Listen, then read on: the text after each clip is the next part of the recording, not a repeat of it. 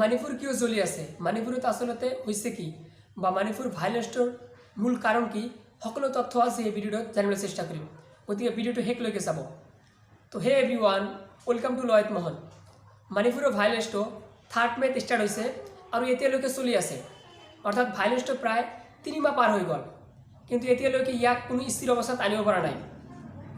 আনকি আমাৰ ভাৰতৰ গভৰ্ণমেণ্ট ব্যৱস্থাও ইয়াক স্থিৰ অৱস্থাত অনাৰ কাৰণে কোনো ধৰণৰ মেজৰ ব্যৱস্থা হাতত লোৱা নাই।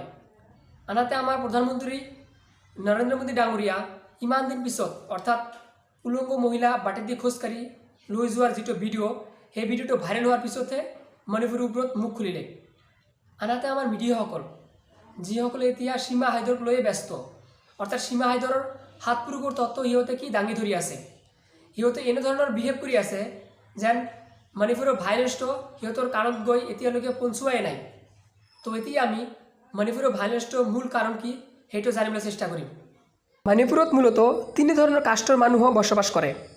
তাৰ ভিতৰত এটা জাতি মেটেই, যিসকলে হিন্দু, আৰু সিহঁতৰ জনসংখ্যাৰ পৰিমাণ মণিপুৰত প্ৰায় 55 to 60%, যিসকলক স্বাধীনতাৰ পিছত শিডিউল কাষ্ট হিচাপে স্বীকৃতি দিয়া হৈছে। মেটেইসকলে বিশেষকৈ মণিপুৰৰ 10% প্লেন এৰিয়াত বসবাস কৰে। আনফালে আছে নাগা আৰু কুকি জনজাতি। কুকি জনজাতি ইছাই ধৰ্মৰ হয় আৰু মণিপুৰত সিহঁতৰ বসতিৰ পৰিমাণ প্ৰায় 20%, কিন্তু 90% পাহাৰীয়া অঞ্চলতহে বসবাস কৰে। মেটেই জাতিসকলৰ অভিযোগ এইটো যে ল্যান্ড ৰিফৰ্ম এক্টৰ কাৰণে সিহঁতে পাহাৰীয়া অঞ্চলত জমি কিনিব নোৱাৰে।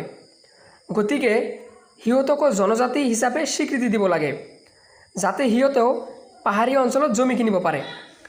যাৰ কাৰণে মেটেই ট্ৰাইব ইউনিয়নসকলে কেইবাবছৰ ধৰি শিডিউল ট্ৰাইব স্বীকৃতি দিয়াৰ কাৰণে দাবী কৰি আছে।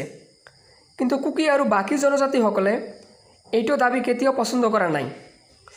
19 এপ্ৰিলত মামলাটো যেতিয়া হাইকোৰ্টত পালে, তেতিয়া হাইকোৰ্টে মেটেইসকলক শিডিউল ট্ৰাইবছ স্বীকৃতি দিয়া বুলি ঘোষণা কৰিছে। ইয়াৰ পিছত কুকি সমাজে ইয়াৰ বিৰোধিতা কৰে আৰু ইয়াক সুপ্ৰিম কোৰ্টত চেলেঞ্জ কৰে। কুকিসকলৰ মতে মণিপুৰত 60% বসতি মেটেইসকলৰ, আৰু চৰকাৰী চাকৰিৰ ক্ষেত্ৰত সিহঁতৰ দবদবনিটো বেছি। আনকি 60টা MLAৰ ভিতৰত সিহঁতৰে 40টা।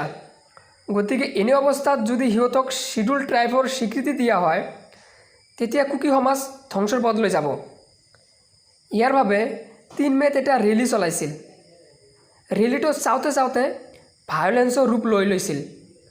ইয়াৰ পিছত কুকি সমাজে মেটেই সমাজৰ ওপৰত হামলা কৰে আৰু মেটেইসকলে কুকি সমাজৰ ওপৰত হামলা কৰে, যাৰ পিছত এই মণিপুৰৰ ভায়োলেন্সৰ আৰম্ভণি ঘটে। আৰু এতিয়ালৈকে মণিপুৰত প্ৰায় 142ৰো বেছি মানুহৰ মৃত্যু হ'ল, 40,000ৰো বেছি মানুহ বেঘৰ হ'ল, আৰু বহুতো ঘৰ বাৰী জ্বলাই দিয়া হৈছে। মূলতঃ মণিপুৰত এতিয়া সকলো ঠাইত হিংসাৰ বতাহ বলি আছে।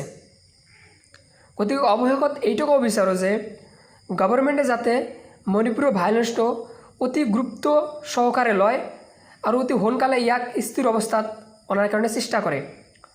তো এইখিনি আজিয়ে, ধন্যবাদ, জয় অসম।